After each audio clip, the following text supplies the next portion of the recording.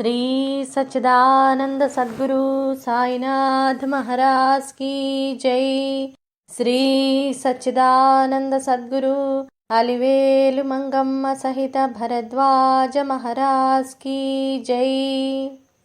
జై సాయి మాస్టర్। శివరాత్రి రచన ఆచార్య శ్రీ ఎకిరాల భరద్వాజ।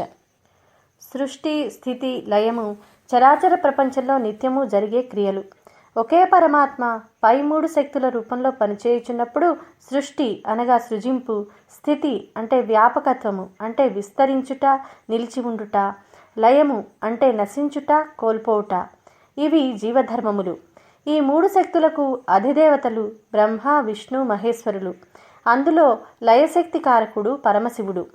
పై పండుగ సందర్భంలో శివుని పూజించి ఉపవాస జాగరణలతో పండుగ జరుపుకుంటారు। ఈ ఉపవాస జాగరణల గురించి శ్రీరామకృష్ణులు ఇలా సెలవిచ్చారు। గురువును విశ్వసించి సాధన వల్ల భగవత్కృపను పొందటమే జాగరణ, అంటే అవిద్యను తొలగించుకొనటము। రమణుల భాషలో చెప్పాలంటే నేను నాది అనే భావన తొలగించుకోవటము। ఉపవాసం గురించి ఉప అంటే దగ్గరగా, వాసము అంటే నివసించటము, అంటే దగ్గరగా నివసించటము, దేవుని దగ్గరగా మనస్సును నిలిపి ఉంచటము।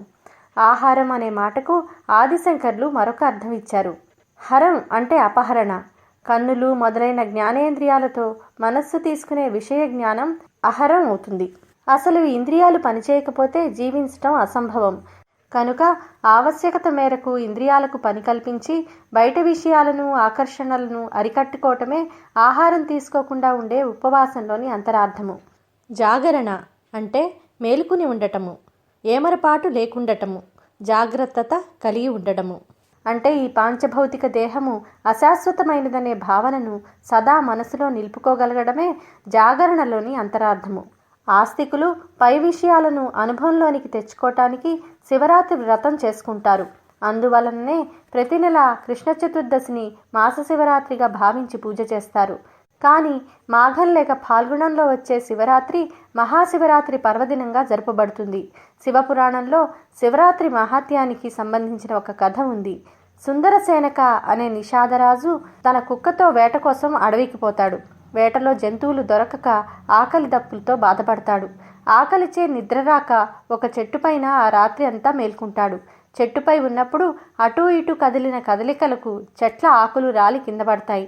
ఇంటి వద్దనున్న తన భార్యాబిడ్డల గురించి దుఃఖించినప్పుడు అతని కన్నీరు కింద పడుతుంది। ఇంతకు ఆ చెట్టు కింద ఉన్నది శివలింగము, అతను ఎక్కిన చెట్టు బిల్వవృక్షము। ఆ రోజు కృష్ణ చతుర్దశి అంటే మహాశివరాత్రి అని తెలియక అమంత్రపూర్వకంగా అతను ఉపవాసము, జాగరణ, బిల్వపూజ, అభిషేకము చేసినందువలన శివలోక ప్రాప్తి కలిగింది। తెలియక చేసిన ఆరాధనకే అంత ఫలితం ఉంటుందని చెప్పిన అర్థము। తెలిసి చేసుకుంటే ఇంకా మంచిదనే భావనతోనే పై విషయాన్ని శ్రీగురు చరిత్రలో గౌతమ మహాముని కల్మషపాద మహారాజు కూడా ఈ సత్యాన్ని ఎరుకపరుస్తాడు। నిరంతర శివధ్యాన తత్పరుడైన మేఘునికి అతని సంశయాన్ని తొలగించి తన వద్దకు రప్పించుకుని శ్రీ సాయి అతన్ని అనుగ్రహించడం మనకు సాయి చరిత్రలో కనిపిస్తుంది। అవగాహనతో సద్గురు కృపతో మనము మన పండుగలను జరుపుకోవాలి అన్నది ఆచార్యుల వాణి। తెలిసి జరుపుకుంటే పండుగ, లేకుంటే దండుగ। ఇట్టి మహాశివరాత్రిని సాయి మాస్టర్ ఆశీస్సులతో జరుపుకుందాము। లోకా సమస్తా సుఖినో భవంతు। శ్రీ సచ్చిదానంద సద్గురు సాయినాథ్ మహారాజ్ की జై। శ్రీ సచ్చిదానంద సద్గురు అలివేలు మంగమ్మ సహిత భరద్వాజ మహారాజ్ की జై।